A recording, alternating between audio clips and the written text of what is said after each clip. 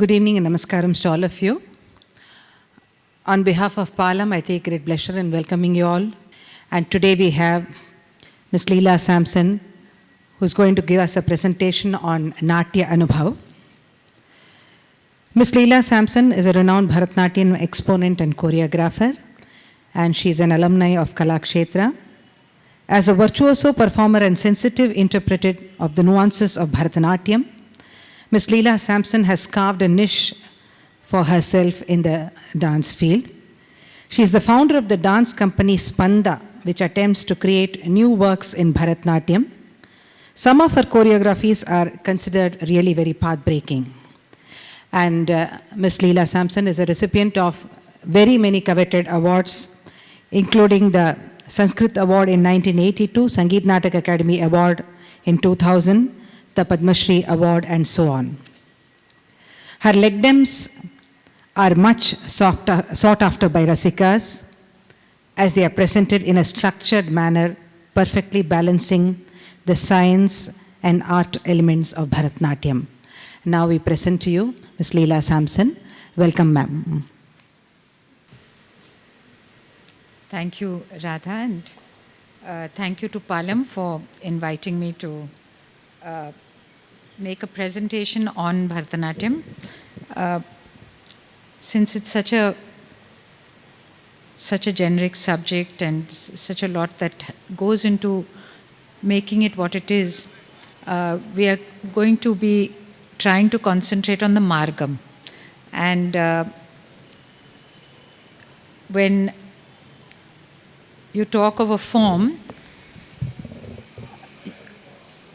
before I get into the items, these compositions that became part of the Margam, I'd like to just say that it is a form of communication like any other language.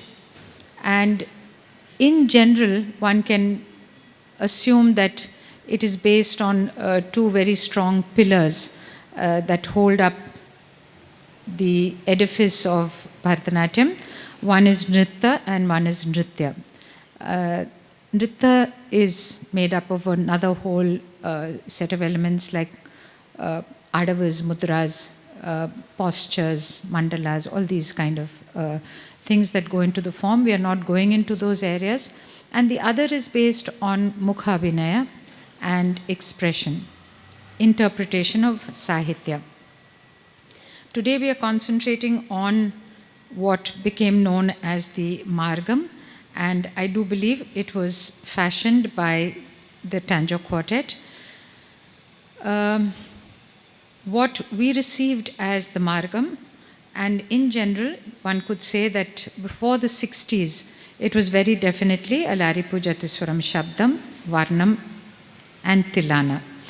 Items like Kautvam, Pushpanjali, Tode Mangalam, Mallari, even Kirtanams, Javali, Bhajan, Ashtapadi, Abhang, Tumris, Kajris were not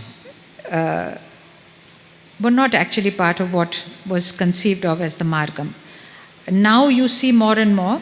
In fact, from Srimati Rukmini Devi's time, Kirtanams became, she wanted to do more dedicatory items, and so apart from Padams and Javalis, she introduced the idea of the Kirtanam, which was eulogizing a deity, and not in the Naika Shringara Bhav.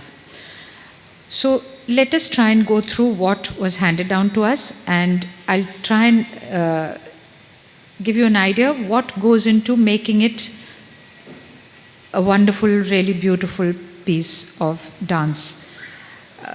The first item was Alaripu.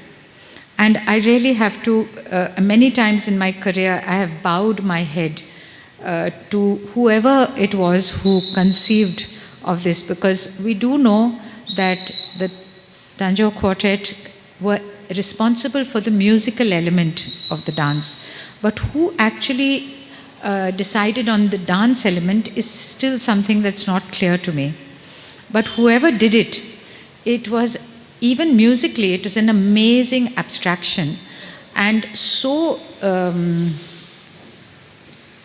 wonderful in its construct that it's the best way that a dancer can actually begin a recital. The Alaripu is often called an invocation. Many young children also come onto the stage and say, I'll now do an invocation. And I'm not sure that when we started out, we knew what invocation meant. It's possibly nicer to call it a dedication of the body, because there is no deity that is mentioned in the Alaripu. The Alaripu is done to abstract mridanga syllables. Since there is no dedication to a particular deity, the only inspiration is it's actually only inspiration that moves the item, and a modicum of propriety or adakam. I would say utsaha, the desire to be there, the desire to center oneself and find oneself before starting a very complex program is the point of Alaripu. It serves to center the body, bring it into alignment, into Shruti. And this takes a lot of concentration. Though it is taught as the first item to children, I personally feel it could be the last item, because it is so difficult. It is such an abstract piece of dance.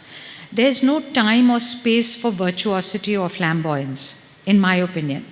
Whatever I say today is just my opinion. It's not, a scholar's opinion, just a dancer's personal opinion. But I consider it an outstanding composition of great genius, no less. It is stark, it's abstract, it's centered, and so totally of the form called Bharatanatyam that it takes one's breath away. It's composed of drum syllables, so what you hear is ta, te, yum, tat, tam, kitataka, ta, te. So it's done either in a Tishra time cycle like I recited now, or to a Mishra time cycle. Now it's becoming very complex. People are doing things like Adi Talam and Sankirtanam and all, but even more complex. 9 beats divided into half beats. Lots of very complex things. As far as I'm concerned, the Tishram is still one of the most beautiful presentations that you can see. And the point is simplicity. The point is not to be complex at the beginning of the program. So that is somewhere along the way we have forgotten the construct of the Margam. And that's why I'm so grateful that you asked me to talk about it in a way, because the Margam, I have to tell you, is almost disappearing. That's the sad truth, that the Margam as we know it is soon going to be non-existent. In my opinion, many other compositions have taken over what we called the Margam. You don't even see it in an Arangetram. When I was a little girl, like many of the little girls here, it was definitely, you had to go through the Margam. You had to do that 2.5 hours to 3 hours of the total Margam. But now it is not. It's been replaced by a whole lot of new items which don't have the kind of beautiful balance that those original items have, and I'll talk about that. It's easy to discuss these things. I don't think it's a yes or no. It's just personal preference. So the thing with the Alaripu is that it's done as though you're introducing the 3 levels of the body.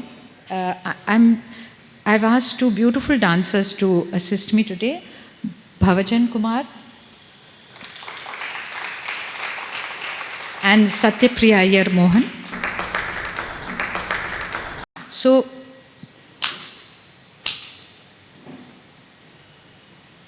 these are 2 beautifully trained dancers. Bhavajan is a student of his teacher in Toronto, where he comes from, but he also learned from Shrijit Nambiar. And Satyapriya took her training in Kalakshetra and now works, both of them work now in Spanda when they have the time. And it's really a pleasure working with dancers of this kind of quality of commitment and form. So what Alaripu does is allows you to expose the 3 basic levels of the Bharatanatyam artist, that is Thanakam, which is what they are standing in, Aramandi or Ayatam, the half sitting posture, and Muramandi or the full sitting posture. So it exposes these three postures. It also very gently exposes the three speeds of the Tala cycle. So if it is Tishram, you do something in first speed, then you do the same thing in second speed, and you do the same thing in third speed. So it's a warming up of the body to the different levels of the form, but also warming to the idea of speed in the program.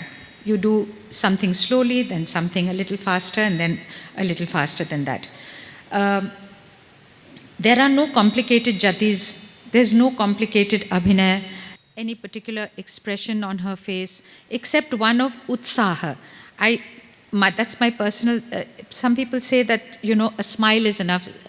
What smile? I think you have to be there, you have to be in yourself. And that comes from utsaha, desire to want to do it. Many people ask why an Alaripu was not nice. It's because you're either trying to show too much, or you're making it overtly devotional, or you're making it unmindful of yourself and only about the audience or the sabha. Or I think it's only about the centering, going within yourself and finding your fulcrum, finding your center. And that is, to me, such an avant-garde kind of idea. It's not something that you'd expect to have happened 300 years ago. So it can be done in all the 5 jatis, but the most commonly seen is Tishram. The word Alaripu may have come from the word Alarimpu, which in Telugu means to produce enthusiasm in the dancer or the audience. Some people say, which means to flower, alar. But both meanings are good for the kind of item it is. Perhaps handing it over to newer people over the years by word of mouth has caused the change in the word to get registered as Alaripu. So nobody really knows what that word, there's no reference made to what it actually means. Tradition forces students to stick to what their guru has taught them. And so no change has been made to the word, because my guru said it, so I must say it. I must continue to say it. But as it is, we don't know whether it means anything. However, it is only a surmise that the word originated from the Telugu word. There is no authoritative work that can be quoted on this detail. Alaripu is an unfolding or the flowering of the body, and now I'm talking about it as a dancer would talk about it. Is that, to me, it's a flowering of the body. It's a slow opening up of, it's almost like a very personal exercise format where you're just trying to hold Natya Rambe, the beginning. Natya Rambe is the beginning hand position. It's a beautiful position.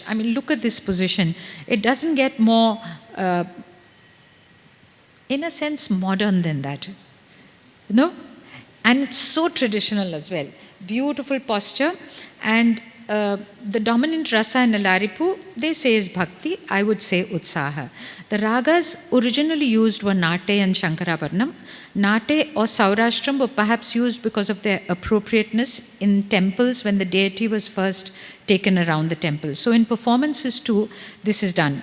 But in schools like Kalakshetra, where I studied, only 2 swaras were used during the Alaripu, and that was pa and sa, or ni and sa. No raga was used at all during Alaripu.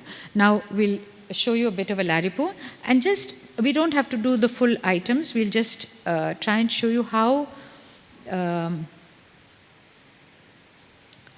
it unfolds, and you'll see what I was talking about, the 3 levels, the 3 speeds, and very simple movements. When you see, so this is something I'd like to say to you, when you see Alaripu and it looks like some very complex item where you're fighting with the talam, to me, it doesn't do what it was meant to do. It does warm you up, but there's so much tension in the beginning that it loses, I think, for a child, the best thing, or for any of us, if I did Alaripu, I'd do Tishram, because it has the ability to allow you to focus your mind inwards.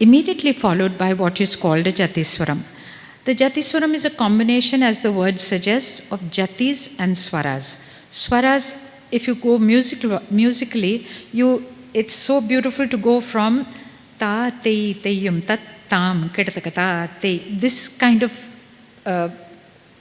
recitation of drum syllable to swaras. Swaras would be the next step. But the drum syllables now become a formal presentation of what is called a jati. So there's a small little jati in the beginning of the Jatiswaram, and it's followed by really an item that is made up of swaras. The jati is a very small component and almost a formality in what is essentially a swara-based nritta composition.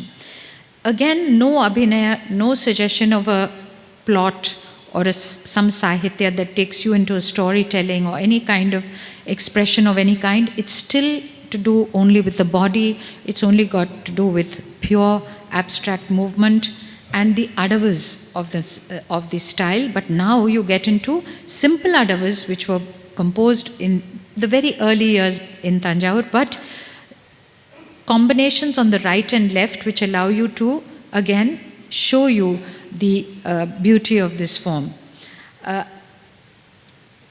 If Alaripu plays an important part in warming up the body to the large amount of physical work that lies ahead in the program, no sahitya exists in the Jatiswaram either, but the patterns of the swaras, the composition of the swaras are made visual in movement. So it's a very beautiful, usually most Jatiswarams have, they do not have a Pallavi and Anapallavi and Charanam like other compositions, even though they have lines with increasing avartanas of swara patterns. In the dance component, one sees the Tattu and Mayadavas, which are less ornate than the Mayadavas done in a Tilana. I'll tell you what a Mayadava is. Just show the little Mayadava in Jatiswaram in the front. Now this is, you wonder what this is. This is not an Adava, but this is done at the end of certain korves. It's not a Jati. It's just what we call a Mayadava. It's just some way of moving you now from the front to the back. And when I talked to some Natanars about it, they said that the Jatiswaram was always done when the deity was being taken around the outer parikrama of the temple. So it was a way of moving. If the dancer didn't move forward or backwards, there was no way that the deity could be moved. So if the deity was following from that side, she would dance with her face to the deity and move the procession.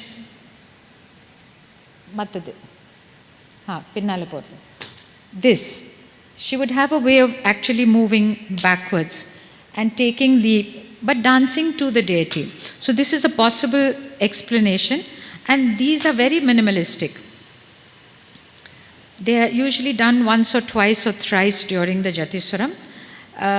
The small jati that is performed in the beginning may last only for about 2 or 4 avartanas. The first line of the swaras is performed 3 to 4 times in increasing number of avartanas, from 1 to perhaps 4 avartanas, with simple endings in the different jatis, like Tishram ending with a Khandam or a Mishram. And the last of these korves ends in the male kalam swara pattern. Somewhere halfway through the Jatiswaram, you will see that the speed doubles. The swara pattern doubles. Male kalatla pannittu. After that, the last of the korves ends with the korves are literally from 1 avartanam to 2 to 4 to 8, something like that. And as far as the beginning swara of each of the lines is concerned, it usually starts with the lower sajjam, and in the last korve comes to the male sajjam.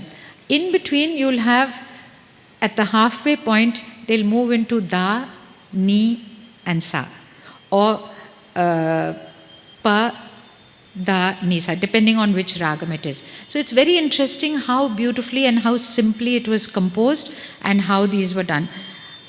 In the Kuchipudi traditions and in other Bhagavata Mela traditions, when they call it a Jatiswaram, it's a little more complex and a little more integrated. So a true Jatiswaram may have been at one time where the Jati and the Swaras come in the same line, where you have a Jati and a Swara alternating. We see that in some Kirtanams now, we see that in some Tilanas, where the Jati and the Swaram actually interlink during the same line. But here in the early Jatiswarams that we see, the Jati was a separate part done in the beginning and then the Swarams continued. I'll just ask them to show you a small part of a Jati, a Jatiswaram. Most of the Jatiswarams were in Rupakatalam and some were in Aditalam. They'll just do the first Jati and 2 Korves.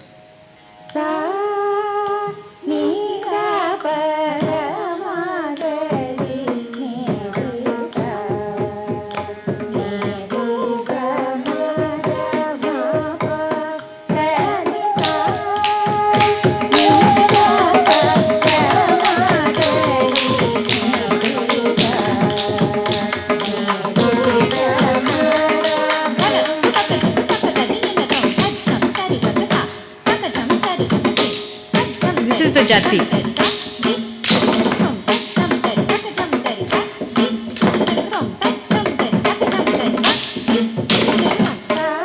The Mayadavu.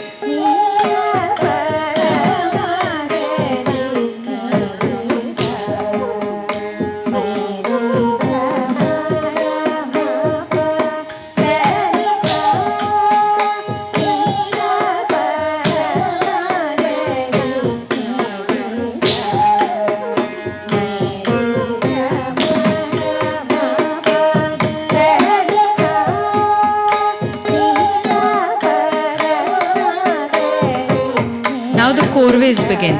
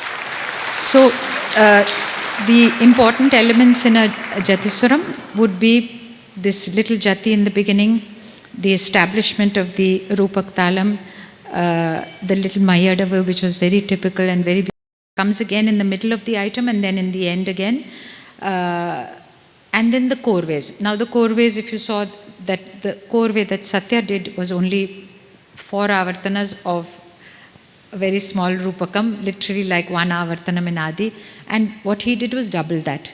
And so systematically the composition increased in length and intensity, and then you'll see that there'll be a Swaram.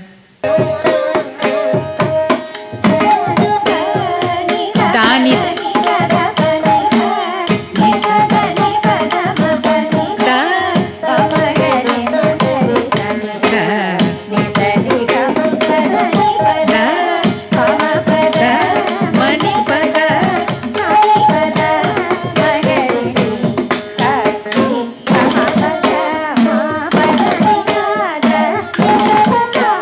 So you see this emphasis on da, a beautiful composition again and again. Now you'll see the next Swaram, it goes to ni.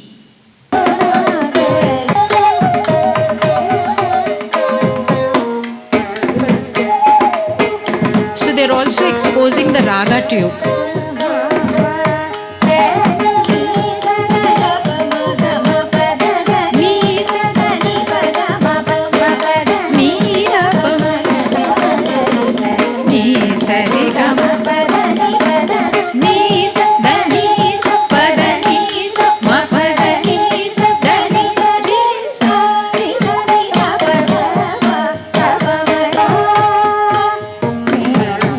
now the last swaram starting on the male sajam.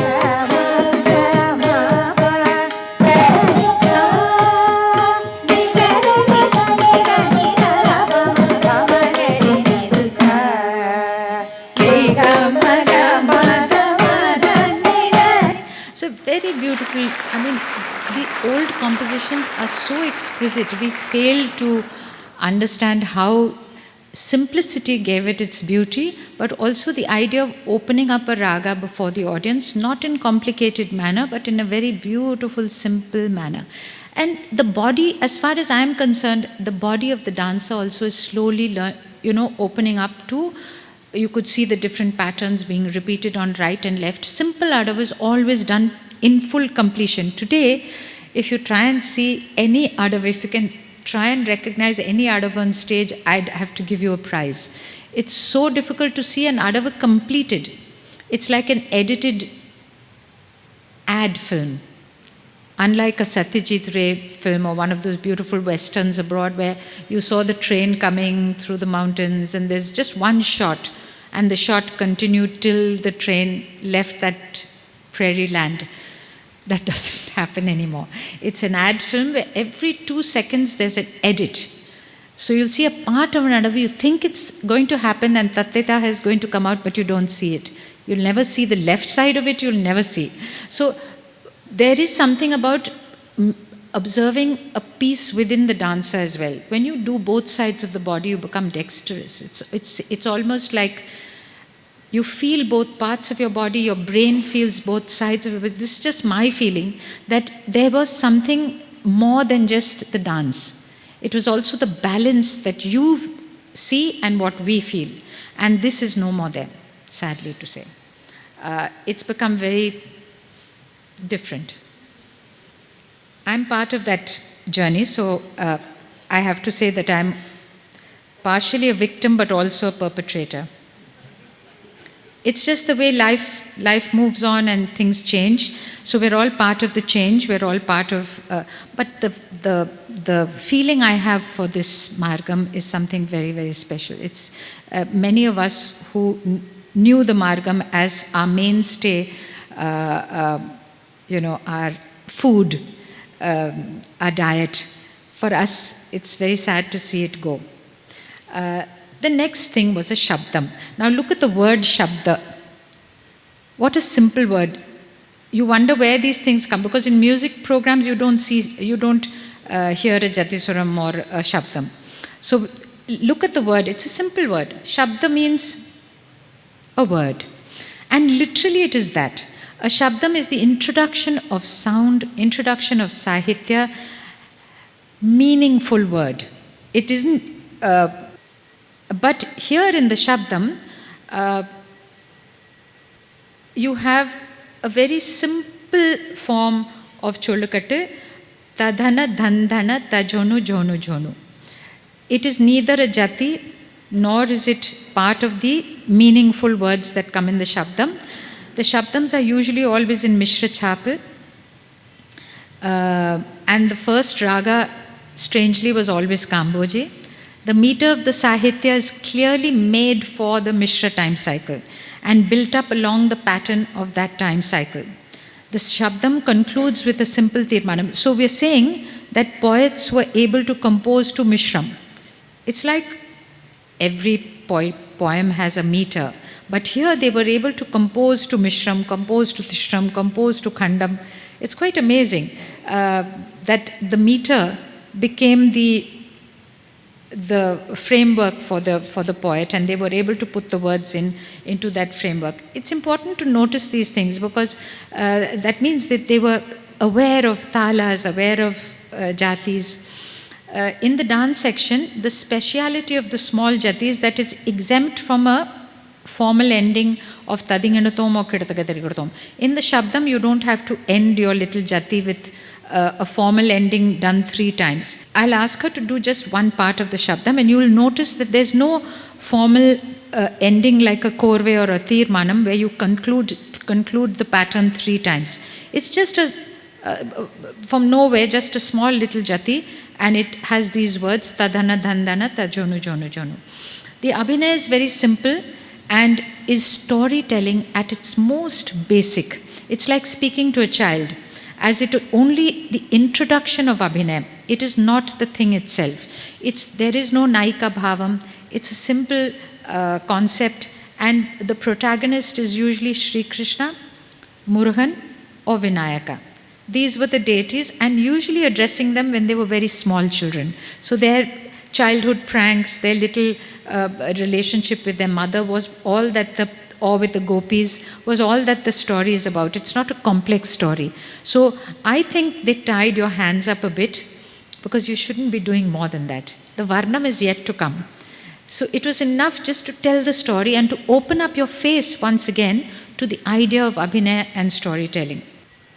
The concept of the Sanchari appears very minimally in the Shabdam. What is a Sanchari? A Sanchar means to walk around something, to roam around something. So when we do a straight hand, when we interpret what we call Padartha hand, where you use the words exactly, I have come to speak with you today. Suppose that is the line, then the dancer is expected to do that word for word mudra in the first instance, but after that she can interpret the line. But this kind of sancharis we see in padams and varnams is not there in Shabdam, or should not be there. You shouldn't go into a long mythological storyline in the Shabdam, in my opinion. It's happening, but it's not appropriate. There's time in the Kirtanam to do that, there's time in the Varnam to do that. Talking of all the things that churning inside you, there's a lot of space for that. Here it's only what is appropriate to that moment. I'll ask Satya to do just the first line of the Shabdam.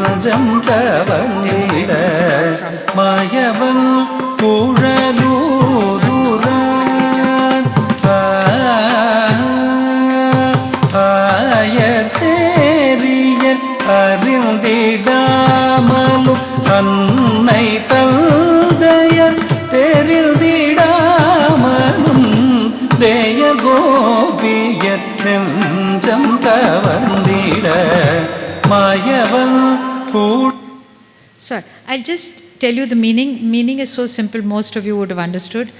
Amma Appak Theriyame, this little Sri Krishna was nowhere to be seen. What was he doing? He was stealing the hearts of the gopis. That's all. That's all the line is. It's nothing more than that. So now she's beginning to elaborate on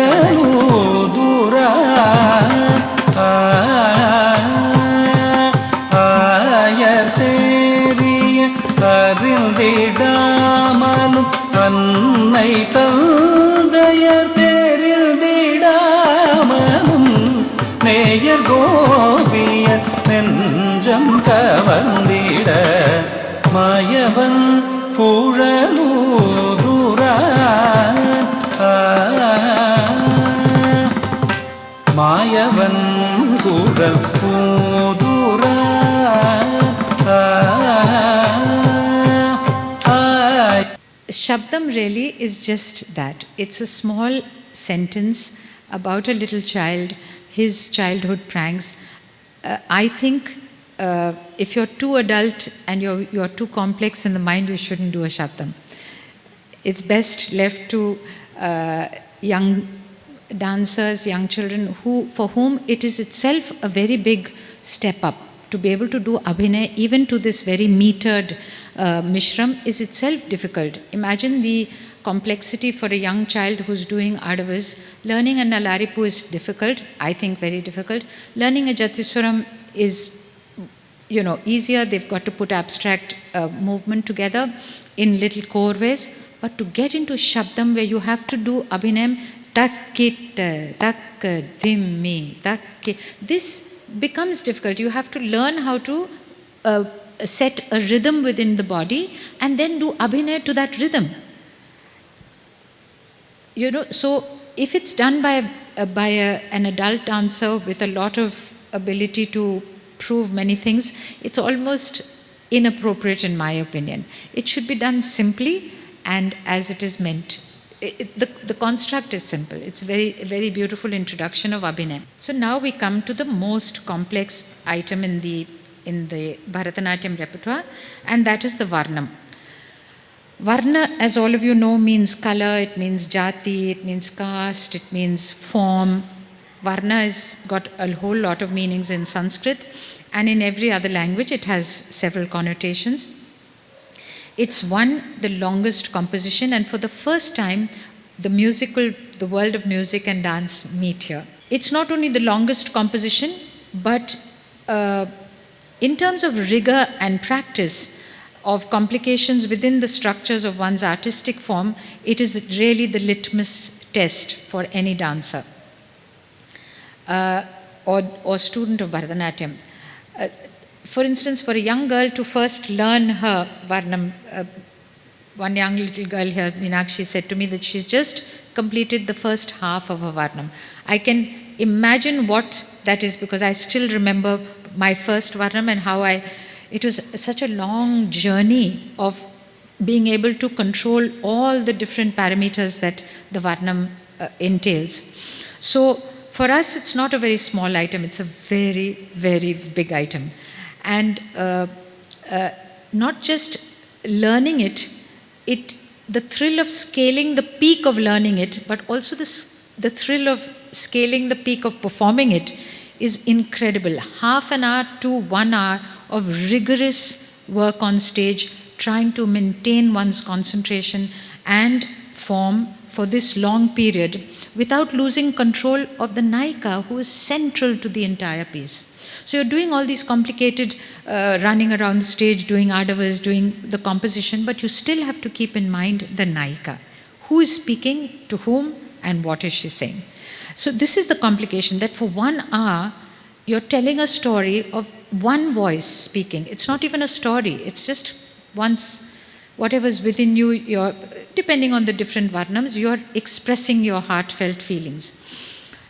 So that is the complication. The complication, I would give a lot of marks for somebody who maintains what we call the sthai bhava. That is, if you can maintain the person you were with in the beginning till the end, you get all the marks from me. You can make a few mistakes here and there, that's not important. But if you forget who the person was in the complications of doing all these very fantastic things, then I think the Varnam is not worth it.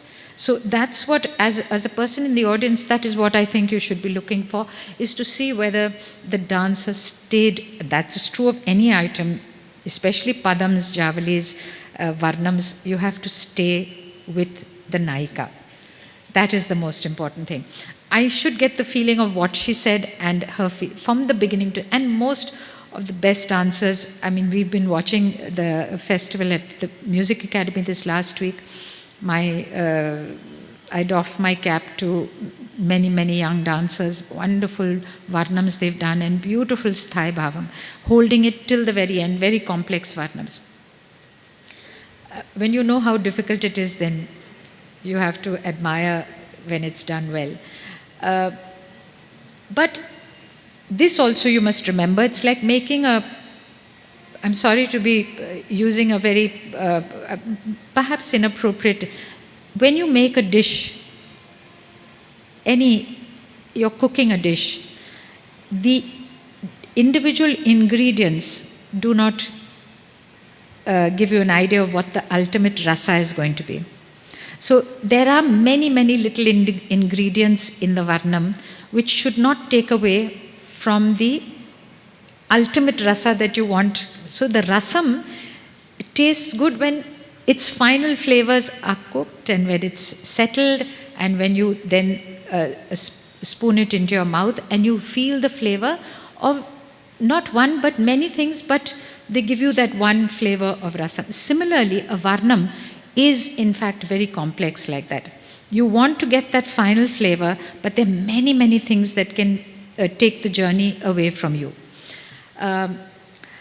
I'm now going to ask both of them to show you Lalgudi Ji Jayaraman sir's Neelambari Varnam, Sendil Nagar Mevum Deva, Shiva Bala Ni.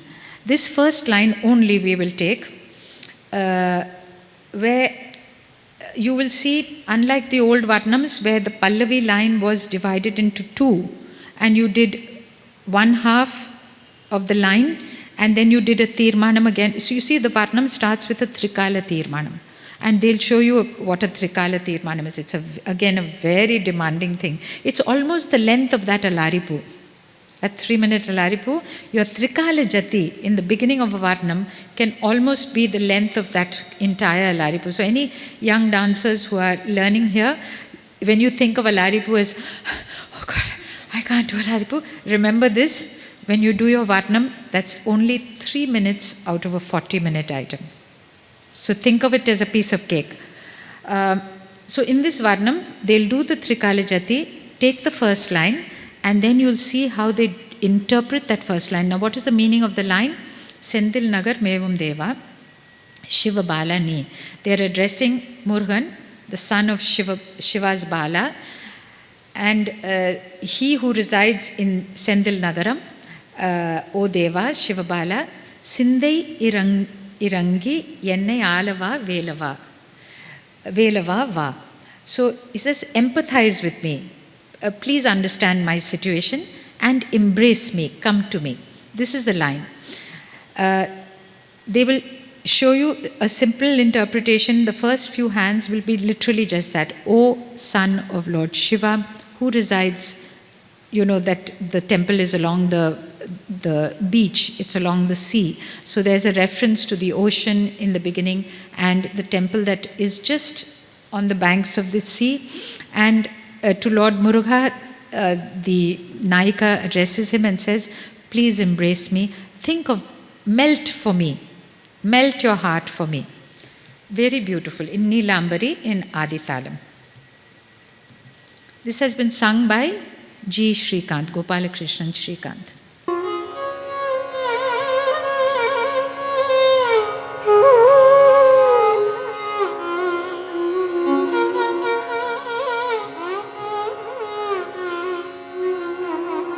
You can see the begging in the Neelambari itself. You don't have to go far for Abhinaya for this. It's good composition.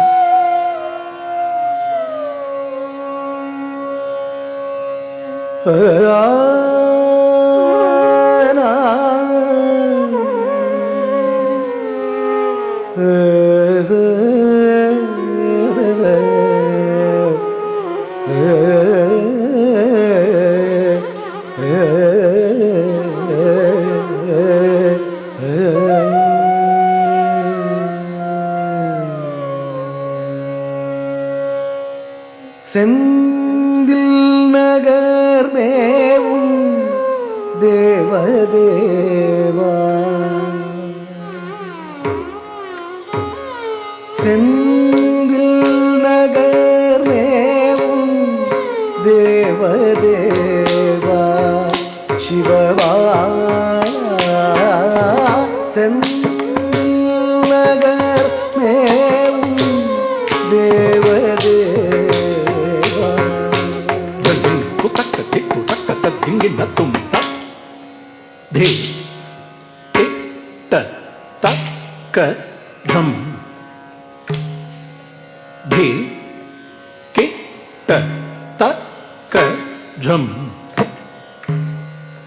கி ட த க ஜம் த க ஜம் ஜம் த ரி கி ட த க தன் ந கி ட த க ஜன் நு கி ட த க திம் நி கி ட த க த தி கி ட த க ஜம் தி கி ட த க ஜம் கி ட த க ஜம் த க ஜம் ஜம் தி கி ட த க தன் ந கி ட த க ஜன் நு கி ட த க திம் நி கி ட த க த க தி கி ட த க ஜம் தி கி ட த க ஜம் கி ட த க ஜம் த க ஜம் ஜம் தி கி ட த க தன் ந கி ட த க ஜன் நு கி ட த க திம் நி கி ட த க த தி கி ட த க ஜம் தி கி ட த க ஜம் கி ட த க ஜம் த க ஜம் ஜம் தி கி ட த க தன் ந கி ட த க ஜன் நு கி ட த க திம் நி கி ட த க த க தி கி ட த க ஜம் தி கி ட த க ஜம் கி ட த க ஜம் த க ஜம் ஜம் தி கி ட த க தன் ந கி ட த க ஜன் நு கி ட த க திம் நி கி ட த க த தி கி ட த க ஜம் தி கி ட த க தம் தக்கும் தி கும் தி கி ட த க த க தி கி ட த க ஜம் தி கி ட த க தி தக்கும் தி கும் தி கி ட த க தி கி ட த க ஜம் தி கி ட த க தி கி ட த க ஜம் தி கி ட த க த க தி கி ட த க ஜம் தி கி ட த க தி கி ட த க ஜம் தி கி ட த க தி கி ட த க ஜம். This is the core way. Be done 3 times.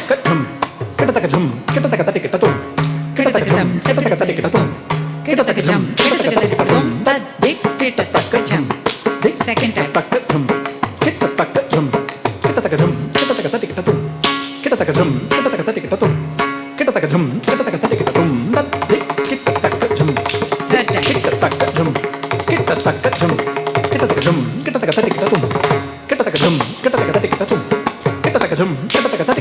Senthil Nagar மேவும் தேவதேவா சிவபாலா செந்தில் நகர் மேவும் தேவதேவா சிவபாலா செந்தில் நகர் மேவும் தேவதேவா சிவபாலா செந்தில் நகர் மேவும் தேவதேவா சிவபாலா சிந்தை இறங்கி என்னை ஆளவா வேலவா நீ செந்தில் நகர் மேவும் தேவதேவா சிவபாலா சிந்தை இறங்கி ஆளவா வேலவா வா செந்தில் நகர் மேவும் தேவதேவா சிவபாலா சிந்தை இறங்கி ஆளவா Throw away your weapons. Protect me.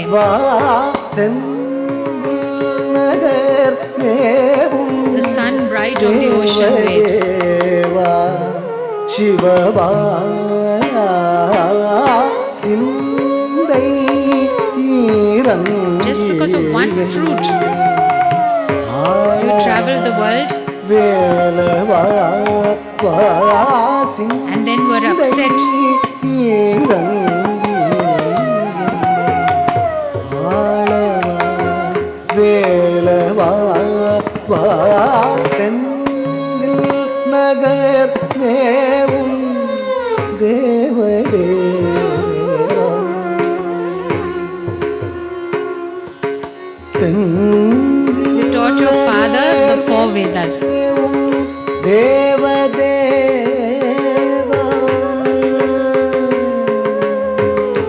சிந்தை நீரங்கியன் You climbed up the mountain and refused to come down. வேலவா சிந்தை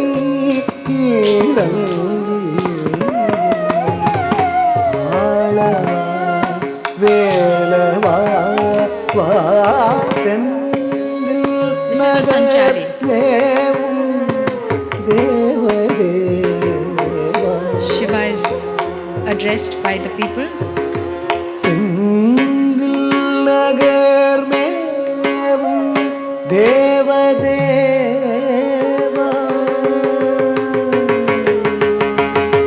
செந்தில் நகர் மேவும் Ganga comes to cool the fires. தேவதேவா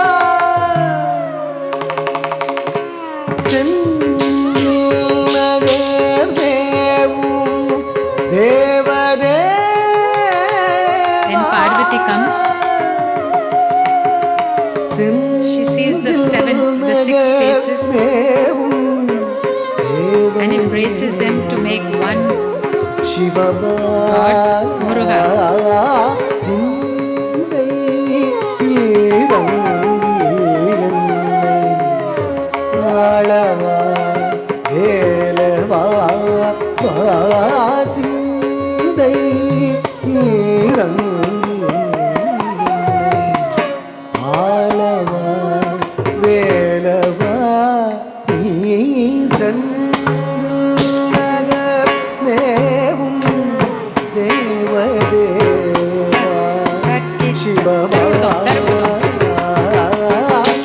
Senthil Nagar மேவும் தேவதேவா Sivabala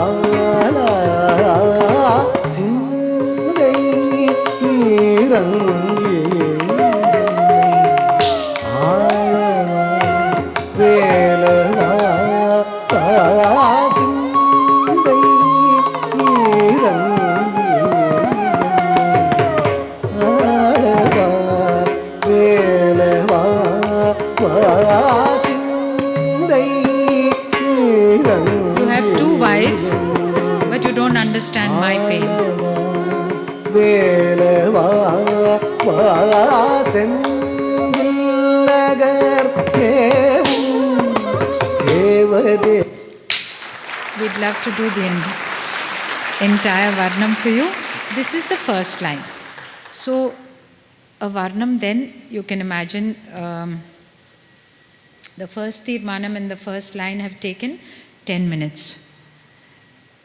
So, you can imagine that if you go through the Varnam, each line is thus elaborated, each line is interspersed with Tirmanams.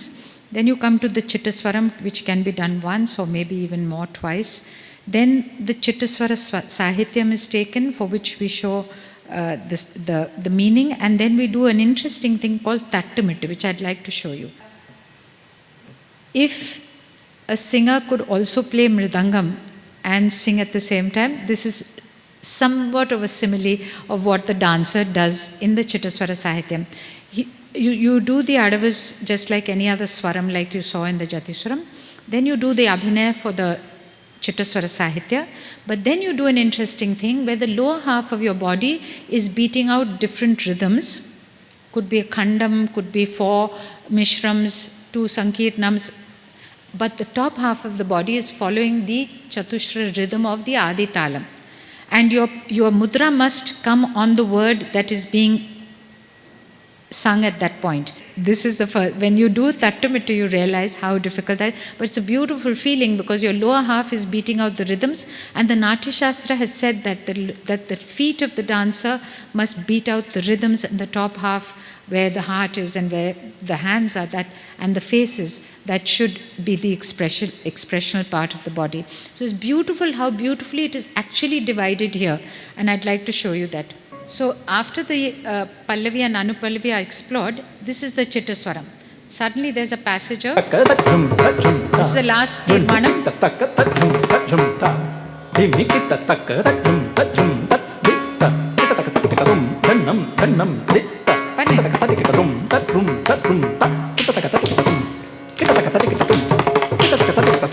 Shabash.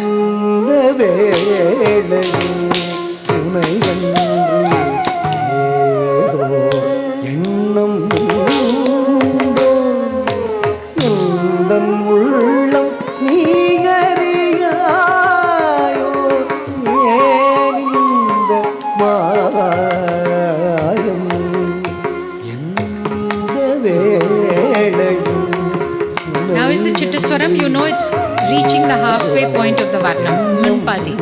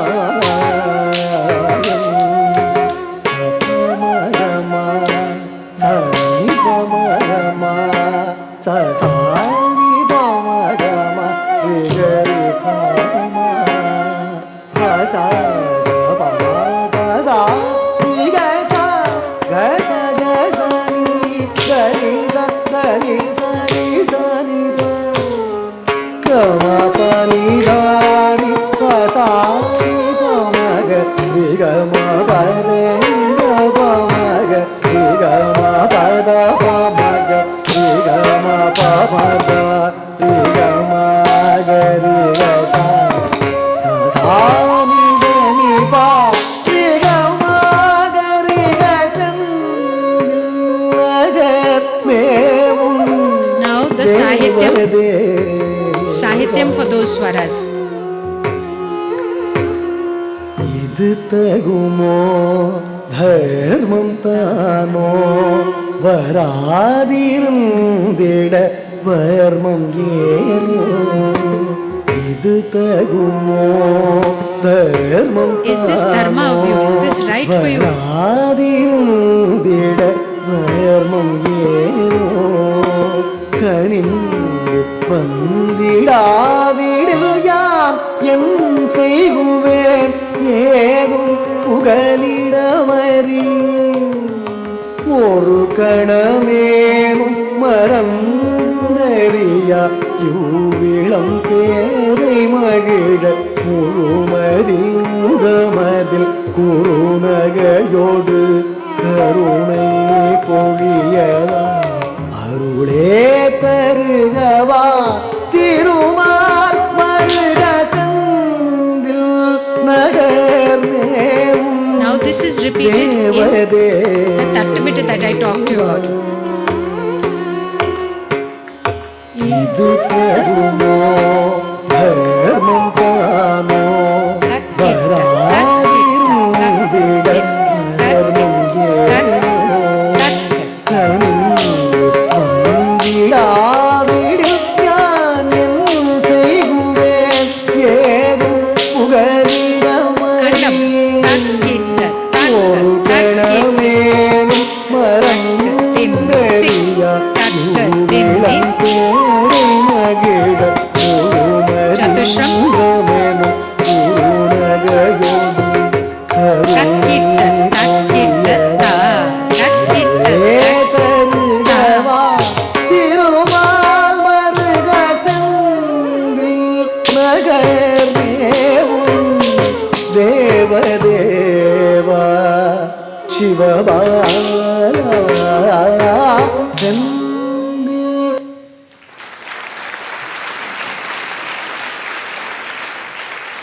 You can understand that this is a difficult thing to do because you are doing different patterns with the feet, and actually the top body is following the Sahitya, which is at another layam altogether. Not layam, but another configuration of Tala. There are Padavarnams and Tanavarnams. In general, I'm only speaking in general terms. There are exceptions to every rule that there is about Tanavarnams and Padavarnams. So you're welcome to bring up something that will, and I know about them, that there are exceptions to those rules. But in general, the Angas for the Varnam are Pallavi, Anupallavi, Chittaswaram and Charnam. In general, in the Tanavarnam, there is no Sahitya for the Chittaswaram like you saw here. Nor for the Pinpadi Ethakadai Swaras. In a Tanavarnam, there is no Sahityam, but in a Padavarnam, there is Sahityam for every Swara that you do. And the Sampradayam is to do the Swara once or twice in two different Korve patterns, then to do the Sahityam for the Swaram, and then to do the Tattamit. This is the pattern of the second half. There are exceptions to all these general observations. Tanavarnams are composed in a way that they can be sung in more than one kalam. Padavarnams should only be sung in a particular kalam. That is, in general, this would be the thing. Padavarnams don't sound appropriate in male kalam. A Padavarnam perhaps was not meant to be sung in male kalam. They sound very good in Chauka kalam, like this. In the Padavarnams, the Swaras are not sung for the Pallavi, Anupallavi and Charanam. This is appropriately done in a Tanavarnam. In general, we can say that all Padavarnams start with Sahitya directly and are primarily meant for dance. Salame, Natakurunji is an exception to this, where it starts with, basically one of the few items, Varnams that is done both on, especially in Veena and in dance. Srimati Rukmini Devi herself composed Salame because she liked it so much. The other thing is that the Tanavarnams are purely devotional in nature, while the dance Padavarnams are Sringara Bhavam. They are appropriate and lend themselves to Nahika Bhavam, like this. In dance programs, a Swarajati can replace a Varnam. You can do Hussaini Swarajati instead of a Varnam. It would be considered as much of a Varnam as a Varnam is. The difference in Swarajati and Varnam, there are several differences, but the Chittaswaram is replaced by what you might call a Jatiswaram in a Swarajati. Like in Hussaini, there is no Chittaswaram, there is a Jatiswaram. It's a mixture of what I spoke to you about, a mixture of Jatis and Swaras. For a dancer, the Varnam, as I said, is the last word in her ability to grasp the entirety of the form. She is dancing to Chollakatte is in the Tirmanams, she's dancing to Swaras, she's dancing to Sahityam, she's doing Tattamitta and Sahityam, she's bringing out Naika Bhavam, she has to be energetic enough and in enough fitness to be able to last, energies to last for at least 40 minutes, if not like in the old days for an hour. She also has to be completely with the Naika Bhavam. The ability to shift, as they did, from very good exposition of body movement to suddenly with all that, you can imagine how fast the heart is beating at the end of a Tirmanam, but immediately get into the nuances of the Sahityam. This is a very difficult shift. You know, it's like playing a game and then suddenly saying something that, you know, I adore you or love you. It's not possible for most of us to do that. Either we are very busy cooking and sweating and all that, but to say something very nuanced like that, you need a little space and time. The dancer doesn't have that privilege. If you remember that, you'll feel a little sorry for us. But that's the way the Varnam is. It literally moves from pure Adavas and difficult Tirmanams and Korves straight into a very nuanced idea of expression. So I've roughly covered the main items. I'd like to just say a word about Padams and Javalis, and then we'll open this up for it. Padams and Javalis, allow you a great amount of scope for abhinay. They're mostly in Telugu, but also in Tamil, in Sanskrit, in Kannada, in Malayalam. Padams are rendered usually from the Anupallavi, not from the Pallavi, traditionally. Now, most Padams are being, you'd see them done with the Pallavi first. I think it should be done appropriately, whatever that may be. If Anupallavi is the mainstay of the Naika's feelings, then I think you should start with Anupallavi. Different musicians and different dancers have different feelings about this. So it's not something. I'll have to say this, that the Brinda Mukta Bani established the manner of singing Padams for us. They are not given enough credit for what they did. We all acknowledge that they were great Padam singers and that they sang Padams, but you have to acknowledge that it is a sampradaya that has been handed to us so that you cannot consider any other as being appropriate. It's almost like that. They set such a high standard for the rendering of Padams and Javalis that we have to deeply acknowledge our debt to them in the manner of singing. It's so hard even for normal concert musicians to sing a Padam and a Javali. Believe me, I've spoken to people. But yet, our musicians who sing for dance, many of them, they find it easier to handle a Varnam or Kirtanam or a Jatiswaram naturally than to sing a Padam. So everybody acknowledges that Padam rendering, this may be the reason why Padams slowly, that you don't see so much of them, and it slowly left the concert platform. For many years, I think in the 70s, 80s, there was a kind of a loss of Padams and Javali rendering on stage. I think it was a twofold problem. One is that teachers were not teaching Abhinay. They'll teach you the Varnam and then move to a Kirtanam and a Tilana and finish with it. Padam teaching was not easy and therefore they didn't get into it. Reason being that it's very difficult for one of us teachers to sing the Padam in class. How do you sing a Shretagnya Padam in class? So, if you cannot sing it, you can hardly teach it, especially when you're involved in both the Abhinay aspect and the singing of it, the correct rendering of it. Second thing was that it is true also that there were many musicians who could sing most other items but not the Shretagnya Padams. So that was the second problem. The third thing was that those who could sing it refused to sing for dance. You have to accept all these reasons for the Padam slowly leaving the concert platform. It's only on the return of Kalanidhi Mami and a few people who started teaching, people like Saumya and all, who started teaching these Padams and the correct rendering of it, two other musicians, that the Padam and the Javali have now started coming back, and I hail that move because it is the most enjoyable part of a program when a Padam is rendered well and beautifully. It's not easy, it's touch and go, both on the musical element and on the dance. But a Padam is a Padam and cannot be replaced by a Varnam or a Tilana or anything else. It's a form of poetry and a form of rendering that is absolutely exquisite. I think we've forgotten the Kala Pramanam for these Padams and Javalis. It's under a lot of controversy, but we have to check every time with Periva Yaradu, because we have to check on, sometimes there are Javalis that should be done slowly.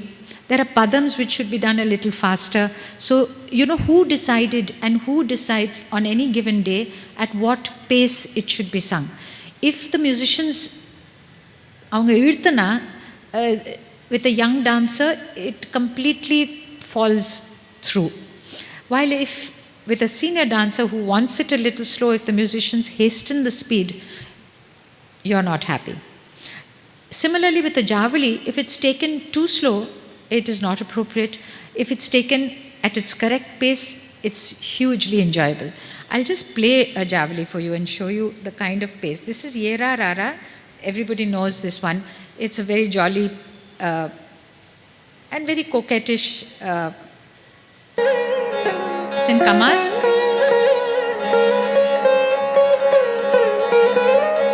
This is the pace of a Javali.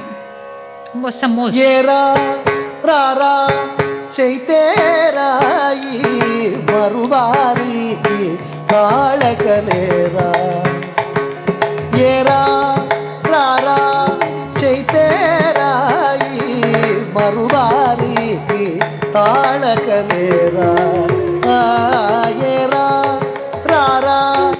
so it goes on. The meaning has to have inform the pace. The meaning of this is a coquettish girl approaches Lord Vishnu and says, "Take my hand, protect me. Manmatha is tormenting me. Where else can I go but to you?" Now, you see this configuration of Manmatha as being the enemy. It's what exists between the two of them that is the problem. That is personified in the Rupam of Manmatha. But if you don't hold my hand, if you don't take me, then my problem continues to be Manmatha. It's basically the love. She's very sweet. She offers her hand and says, "Hold my hand. Rid me of this problem." Now look at the pace of a padam.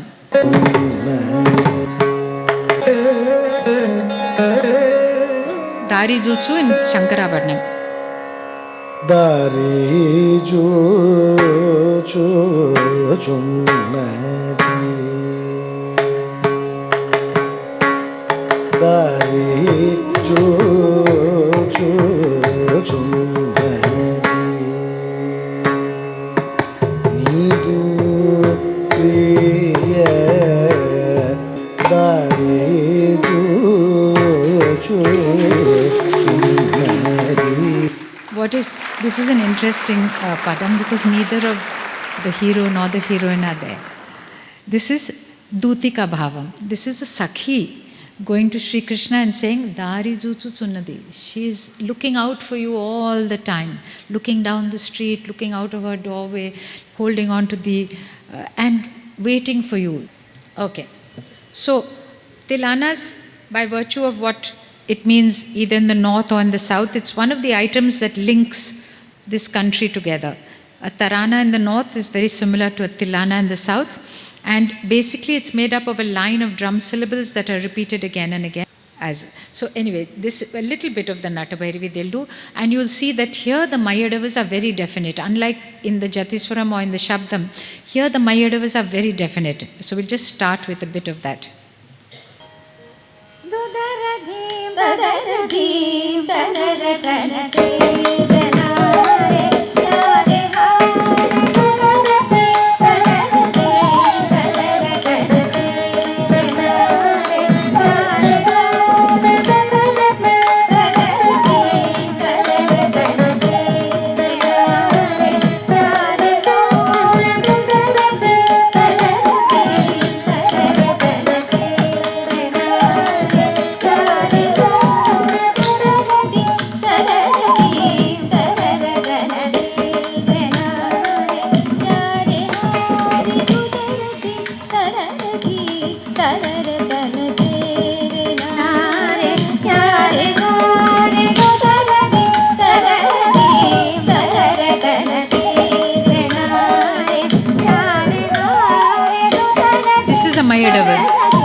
It's done in slow speed and then in fast speed.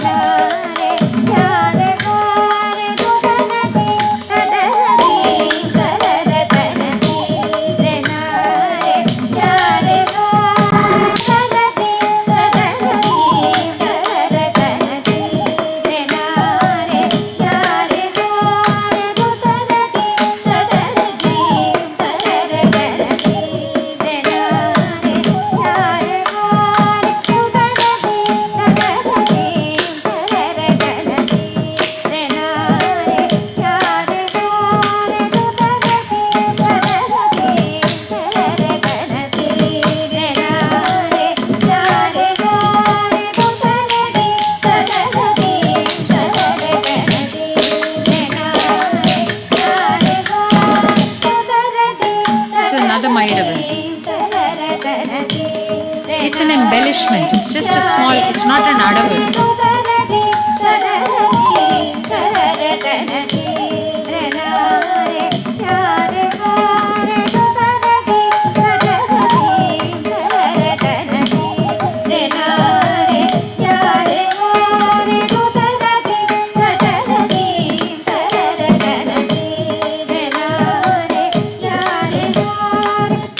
I just want to highlight something here. If you did this Mayadavu, in first and second speed as they did, and then you had to do it in third speed and you kept opening your arms like this, it wouldn't be very great choreography. This Tilana was choreographed by Srimati Rukmini Devi, and look at her genius. This kind of circling around yourself in third speed was never done then. It was very modern at that time. But she transforms the third speed into a beautiful little nade. And so you don't ruin the movement by opening your hands rapidly again and again, but you take a little nade and you emphasize the thing.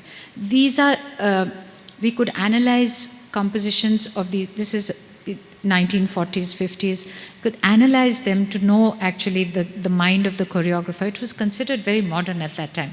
Now it's, we're doing far more complex things, but I'm just wanting to show you that once again. So it's a Mayadavu.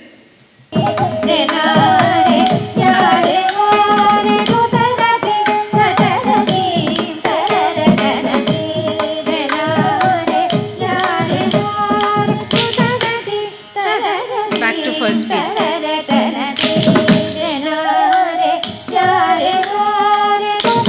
Second speed.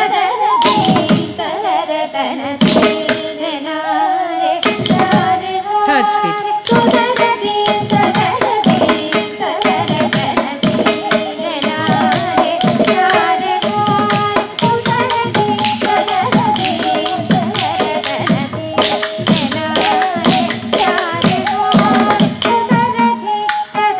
This is the third Mayadavu. So doing these Mayadavas was considered, it's an embellishment. It has nothing to do with the Adavas you learn as a young child, a student of Bharatanatyam. These are movements that came, we don't know at what point and why, but they're just a simple embellishment which then you do in 3 speeds, almost like an expression of beauty, nothing else. There's no meaning to it as such. Can we take a korve instead? I'll just move to a korve. You would do a typical korve after that.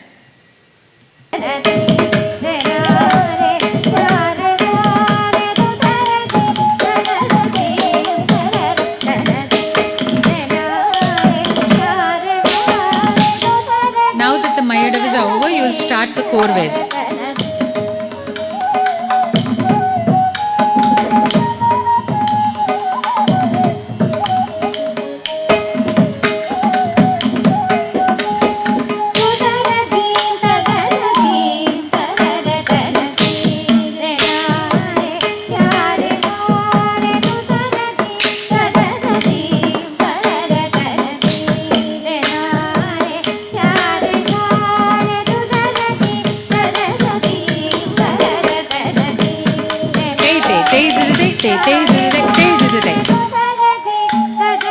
This is a typical korve with a proper ending. It follows all the norms and rules of a korve. It has to end in a typical tadingana ending in different jatis.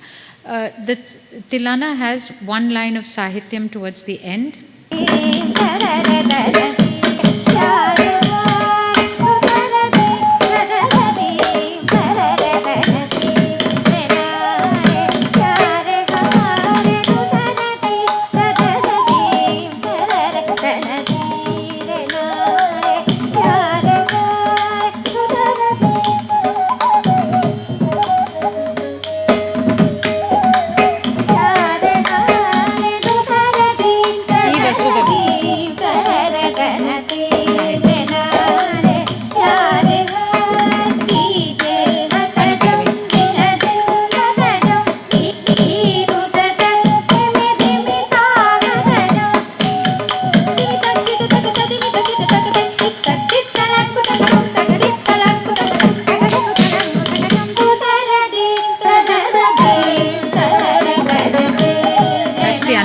Very small.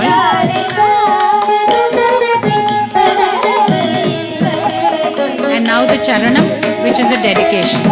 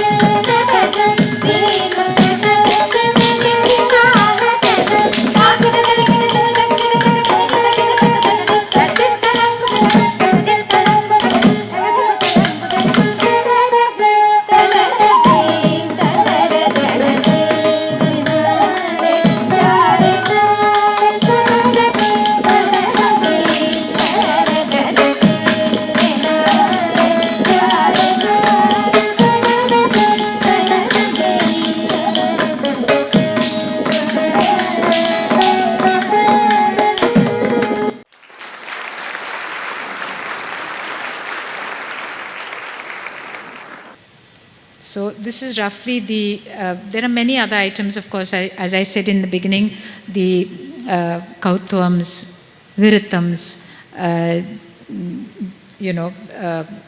Tode Mangalams, all these things are being done, new names, new items, Swaranjalis, all sorts of things, Kirtanams, which Srimati Rukmini Devi brought in to the thing, to the repertoire. So these are all the kinds of items that you see, but they all have a very definitive character, and I think the point of the exercise would be to bring out the musicality and the meaning of the words, but also retain the form of the dance. So it's quite a complex thing to understand this, and for the teachers to actually make you aware, especially students of dance, make you aware of the highlight points of each item, and so that you stay within that construct and not roam around outside it. Thank you very much. I'd like to thank Bhavajan and Satyapriya for having given us such a beautiful exposition. Thank you very much. Any questions, please?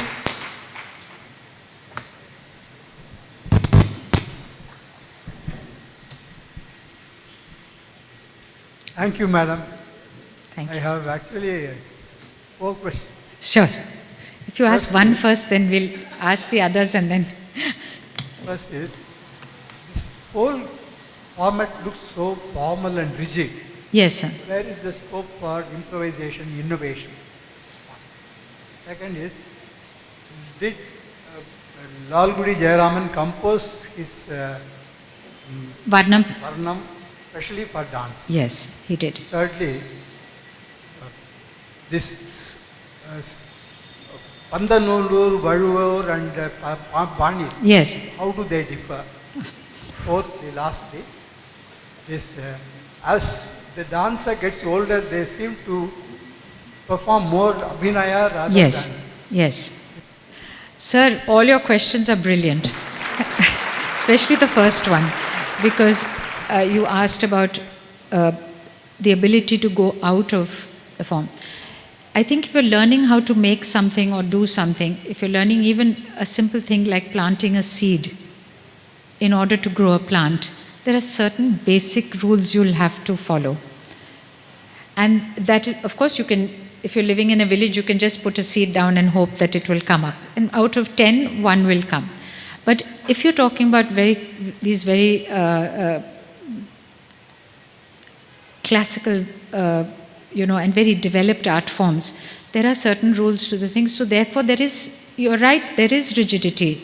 But I have found in my experience in dance that modern dance is almost more rigid than these are. Because these, if you've already within this construct, these 2 young individuals are capable of leaving this format completely and doing their own hands for that Sendil Nagar, that line.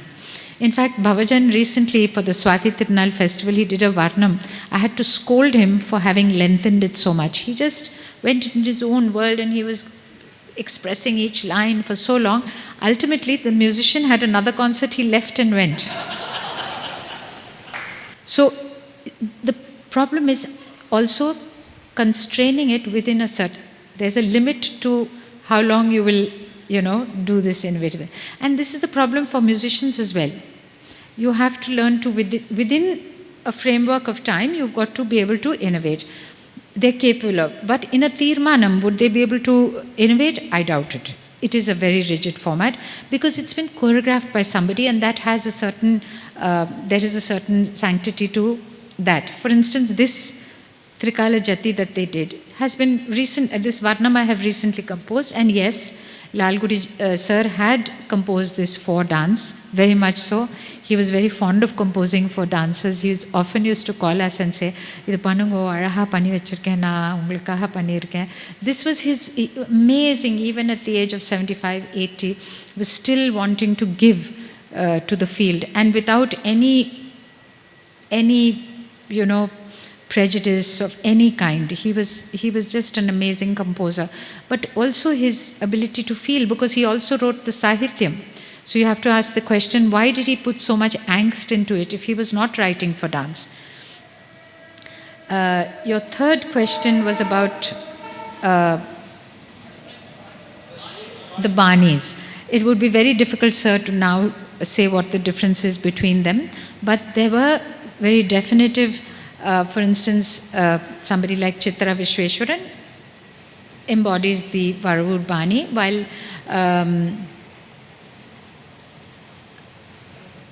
Valli, Alarmed Valli, who's now just finished a concert at Music Academy, embodies, let us say, the Pandanallur Bani, and she's, in arguments with me, she's quite emphatic to say that Kalakshetra owes its allegiance to Pandanallur Bani, but Yola Kalakshetra, not Pandanallur. So we can go on separating ourselves from each other and saying, I am this and you are that. In fact, frankly, between you and me, I think there's only good dancing and bad dancing. I don't believe in the Banis. Even if I teach for any longer than I am already, it will become a Bani. This is typical Leela. This is typical Padma Subramaniam. This is typical whoever it is. Naturally, you take on a particular effect, if you like, and it's an extension of the personality who's teaching you. So the Pandanallur family were very correct gentlemen. Really, I've known a few of those members. I've had the good fortune of knowing them. They were very, what you might call adakam, and very propriety conscious. Even their neatness, tidiness, a certain conforming to the thing, and no changing anything. So they were very rigid. Rukmini Devi was not a good disciple in that she changed several things, but we are all the same. We've all changed many things, and that's because it should become a personal expression, and that's how you do, fall out of the boundaries, or also move out of the boundaries, and don't get restricted by them, because these children will do the same. If left to themselves, they will. And they've all choreographed pieces for themselves. Some have worked, some have not worked. So everybody's in the process of stretching their arms a little bit. And this is good. This is good practice. You should be doing that. However, your fingers do get burnt. Because if you're trying to make a particular sambar and you end up making a korambu of some other kind, obviously it's not going to work. So there are some rules that you have to follow. And your last question was, yes, why do we do Abhinay? Because your body can't do these terribly incredible things. And it's good because the young ones can't do Abhinay. While you have a whole life of experiencing Abhinay, understanding it, being able to get under the sahityam, the meaning of things, you're also able to discard a lot when you're older. Not doing unnecessary things. I think, personally, it's possible for you to not do what is not necessary. So, restraint is something I would look for in a senior artist. A certain amount of saying it and not saying it too much more. I think that would be the best way of describing it. While you see with some younger people, they have to say it 1,000 different ways in order to get across the message. While, a Maharaji, Pandit Birju Maharaj comes and just stands there and you've got the idea. He doesn't have to say more. That was the richness of the bhava aspect, was that you could do nothing and get the message across. You just have to hold one mayuram and we would know that this is Sri Krishna and that you don't have to do anything. But for younger dancers, they have to say many more things in order to get the idea across. I think it's appropriate. I think it's lovely that elderly dancers do have a space to fill in the dance world, which others can't fill, and it comes with those years of experience. And I think you've covered all the questions that need to be asked, actually. In the Carnatic music format, yes, sir. You have Ragalapana, Ganam, yes, Karaval, Swaram. yes. There is a scope of Manodharma. Yes. In this format, where you have this Manodharma only in the Abhinaya, in the is there any scope in Jati and Swaram while playing any Manodharma? There is scope in things like a little Tirmanam and Naradi, but it would take a lot of experience to be able to do that on stage. And many of us do small embellishments that are special. But I also believe that musicians, for instance, in a Pallavi rendering or in Kalpana Swaras, a lot of it is already ready. So it's a little like that. It's wrong to believe that musicians have that. I think they also basically can and do amazing alapanes. For us, our alapane is taken one by the musician actually singing the ragam, but also by us in the abstract when you leave the line and you do what we call a sanchari bhavam. That for us is an alapane in dance. And yes, there is a lot of scope in that. There's no preparing that, believe me. But it takes many years to get there. It's like being able to create poetry beyond the poetry that is already there. And it's difficult because some of the poetry is already so rich. I mean, imagine taking Jayadeva and moving beyond Jayadev. It's almost impossible. He said it all. Or Shretagnya, can't. But you can go with the feeling. And when you go, when you ride on the feeling, then you are actually creating poetry of another kind. Madam, in a Varnam, the same line is repeated again and again, and Yes. the dancer interprets it in different ways. Yes. Is there any logical sequence or any particular methodology for interpretation? Because how does the audience understand what the dancer is trying to actually depict in each of these You see, sequences? in this first line, the name of Muruga is only come out as Shivabala. So by assumption, we know that his name has not yet, is not really there. Of course, it comes later. So one can explore that word, Shivabala, the son of Shiva and Parvati. Her name is not there, but we can definitely. What are the things about him that made him who he was? He got annoyed because he traversed the entire universe and comes back and sees that Vinayakar has got the param from his mother. So he gets angry and he takes her. So she says, don't be angry like that. Forget all this. Because you are trying to get your message across. So you say, you were like this, you were like that, you did this, you did this, you taught your father the Vedas. Please, you have 2 wives, please listen to my plea. You did this for somebody, why don't you do it for me?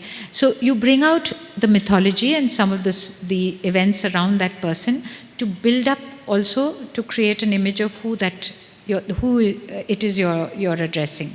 And something more about that Nayaka. So obviously with each hand, you would go further and further into that exploration. But you would have to stick, you know that you do have the Pallavi, Anupallavi, Chatuswaram. So anything that is coming later, which the composer has already put in, you should not be using in that first line. You have to stay within that. Because if I explore Murugan in that first line and don't leave anything, if it's coming later, it should not be exposed. It should be left unexposed. So it's clever. You have to be clever about it.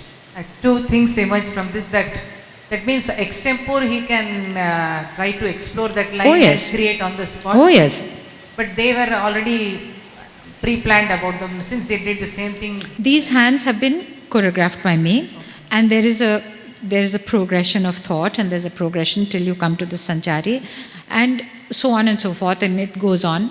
But because it's, they are restricted to my choreography for this moment, it is like this. But suppose Bhavajan or Satya take this Varnam, they do a couple of my hands and then decide to put in their own hands. It would be totally appropriate. They'd have to come to that point of freedom within that construct. So if you learn, what all our gurus did was taught us several hands and taught us how to think about opening up those words. Because they're only 4 words, but you open them up into a long sequence of 10 minutes. How do you do that?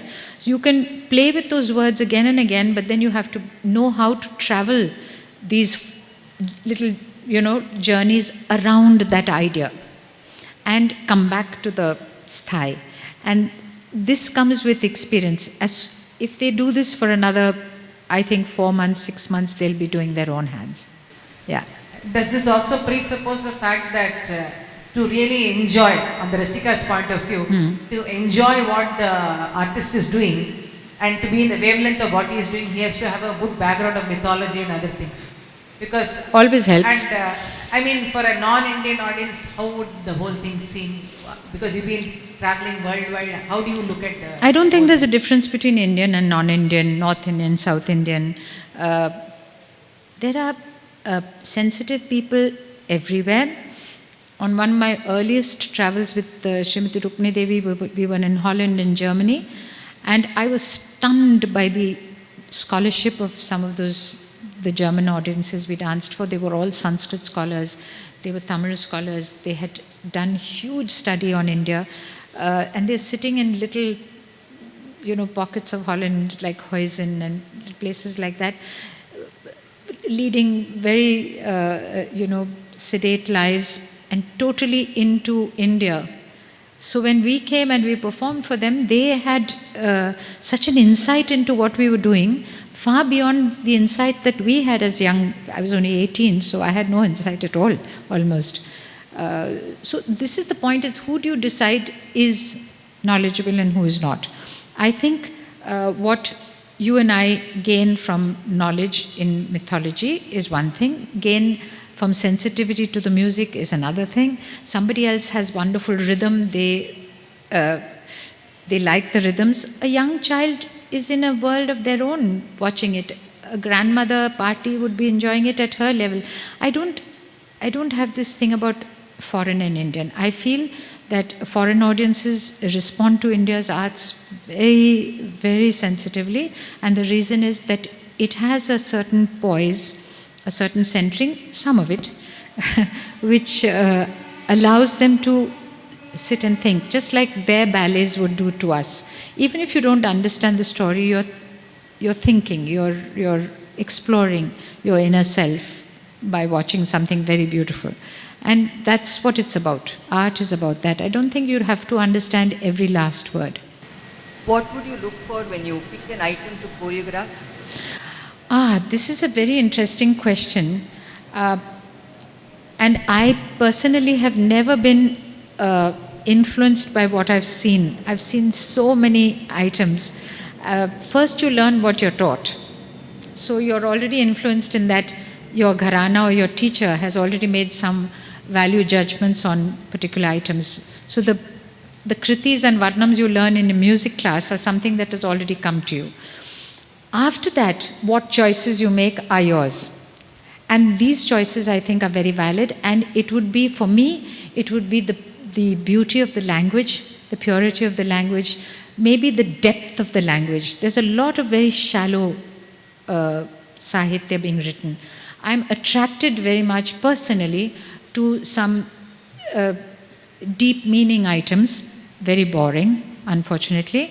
So, in a sense, I'm a boring dancer, because the sahitya, no, truly, the sahitya in a sense becomes your apparel, what you wear. And if you choose sahitya that is very, has some depth and almost pre-Vedic, I love pre-Vedic text. In Spanda we go back to pre-Vedic text because it's abstract. And it's about a time when the stories of the deities are so easy to, hang your coat on, because it's a story. But suppose there was no story. If Surya Bhagavan was the deity, what would you say about it? The whole universe thrives and lives. Look at what happened to us here in Chennai. We were waiting for that one day that Surya Bhagavan asserted himself and said to the rain god, enough. We were waiting for that day. He's the savior of Chennai in that sense, but we never address him. And the reason is that he's a pre-Vedic deity. He's the Adi Deva of another time. We are hanging on to these stories and to these, so we wear helmets and we hold a gadha and a chakra. But I believe that there is truths that are larger than that and more universal, which cut across all barriers, all differentiations, and those interest me. But that's just my personal, because of who I am. But I love the stories as well. The mythology is great fun. It has a place and it must be explored because it teaches you so much about who we are as people and how we react to the different energies that these deities represent actually. But we are not deconstructing the symbols for these young children. We just teach them the symbols and say, this is this. If we only knew that every deity has an energy beyond his appearance, and those energies are all valid energies in the universe, and that is what we are actually invoking. And that would be wonderful, because if you deconstruct, Chuma Shankar Chakra Purcha, Vishnu, yes, it is Vishnu. What does the Shankar represent and what is the chakra? Why is it that when you do this, we know it is Vishnu? All of us know it's Vishnu. So now that foreigner should be asking the question, okay, but what does it mean? And we wouldn't have answers for them. The children must be given answers.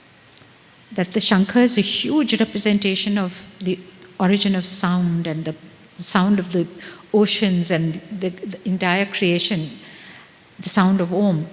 And the chakra is that the power to destroy, but what? And why? These are all important elements. Shiva's fire, his Damaru, what are these symbols and why are they used as symbols of these deities and what do they represent? Every mother, father, brother in your house has certain strengths and we rely on those strengths. We need those strengths. It's the same thing.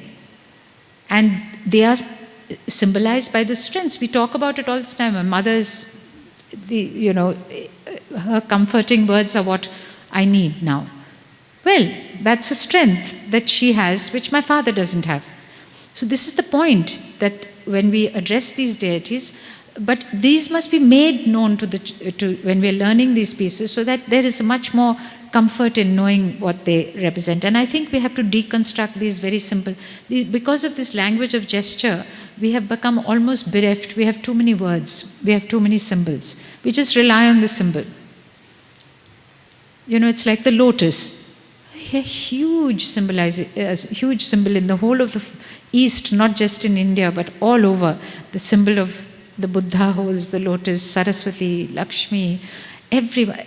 But what is it? What does it represent? So these are, huge learning experiences, and we have to delve into them a little more, and then it flowers on your hand. About herself? No, about dance. What is the biggest question that a student of dance must keep in mind while learning? Why dance? Absolutely. That is the biggest question. Why dance? Why do you dance? I ask that question all the time of my students. I ask that question all the time of myself. And to end on a funny note, naanga kaala tooki tattuvom. And in Kalakshetra they were very particular. Kaala tooki tattu. You should see the leg from behind. This is the way we were made to do it. I don't know whether these children can do it like we used to do it. Kaal tooki pinnala thirumbi. Tooki tattu. Yeah. I have a personal joke about this. I used to say that, we did so much tattadava. Each time you kicked yourself and asked yourself, why am I doing this? You have to, because it's so hard. It's so painful. So you remind yourself, na edukku idu pannindruken na anavashama kaal tooki tattundiruken. I think you need to ask yourself, why dance? It's a very important question. If you're not doing it for the right reason, it's best to stop. It's too painful. Question was, see, you talked about sampradaya and tradition, and how off late it's becoming trendy. But if you actually look back, the Kalakshetra Bani itself was trendy, because it must have started when Rukmini started off all these things, and she must have borrowed heavily from the Devadasi tradition. Not borrowed, she learned. She learned. Absolutely, learned yeah. older tradition. And, Innovated. So, and of course, right now, as you said, most of these things are not documented. There are no hard and fast rules.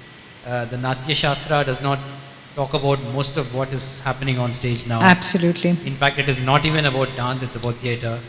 So, and the dancer is left on his or her own to figure out, what to do, in spite of the banis. And I don't know if these banis are working or not, because I see every sabha, every performance has empty auditoriums and the lights are switched off and the dancer dances in the dark. So is there is there something that needs to be done, figured out? What? This is a good question. I have to say that I have been saying to many of my friends and dancers that there's something wrong with dance, that out of let's say 1,000 kacheris that happen between the 15th and the 31st of December, only 5 might be dance programs. There's a serious problem here. However, on a very happy note, I'll tell you that in the United States or anywhere else where kacheris are held, it works the other way around. The dance programs are the most popular. Obvious reasons, they are dramatic. And the music kacheris are small little household mehfils that are held in people's homes, people who really love the music. And there are larger ones, but they're not in the big auditoriums. So I don't know what the trend is and what was popular or not popular, why it's not popular, but I think the dancers have failed in the deconstruction of the symbols. We somehow got, this is just an opinion, we got caught in the traps of the dance. The dance is so rich in what it allows you to do that we have, the entire form of ballet, Western ballet, has perhaps so many movements, 10, 20. Here we have 100 out of us. Rukmini Devi converted the 10 into 100 just by visionary thought. And now we have a wonderful vocabulary of a lot of alphabet, a lot of words. But we also have these symbols that in some way constrict it. So if I hold the lotus here, everybody's supposed to understand. And that's it. While with the music, more effort is being made to actually, sing that alapane in a different way, to explore oneself, to explore one's understanding of the form. It could be that the lack of exploration is the problem. However, you also have to note that the maximum exploration has taken place in dance and not so much in music. In terms of what has happened to the dance, it's really gone places. It's gone where it shouldn't go, but it has also gone in places where it should go. So there's this huge change. Nothing is a truism. It's all, you can argue about this thing till the end of the day. Why it's not as popular in Chennai or in the north, it's very popular. You have huge audiences for dance. But in Chennai, music is really, I don't have an answer for this. I think we have to be more honest. And it's for dancers like these to speak from the heart, which will bring the audiences back. I think this overt I, me, myself kind of dancing that is happening is what has driven people out of the halls. It could be, I'm not sure. I have to say this, dance is the most complex of the art forms. The reason is that your instrument is this body. Now this body as a vehicle of expression is one of the most bearing processes that you can imagine. First of all, you're bared by the eye of the teacher.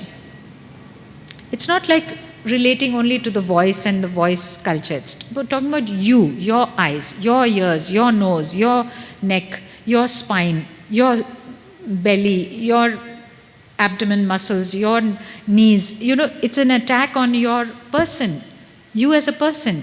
This is very difficult to take, but it's also very good for you because, like a sport, again, the sports teacher is also relating to a particular activity that is you have to hone in and polish and work on. Similarly with dance, but dance as an instrument, using your body to express yourself, especially in the female body, is a very bearing all kind of experience. And as I said in the very beginning, you have to put your body and mind and feelings on the line there for a good performance. So it is a do or die situation. And sometimes you don't want to do it. You want to keep something for yourself. That's the day you're going to be going home dissatisfied with the program. The day I say I'm keeping something for myself. But if you expend that energy and say, no, it's all for you, nothing for me, then that's the day audiences run away, go away very happy. Thank you very much.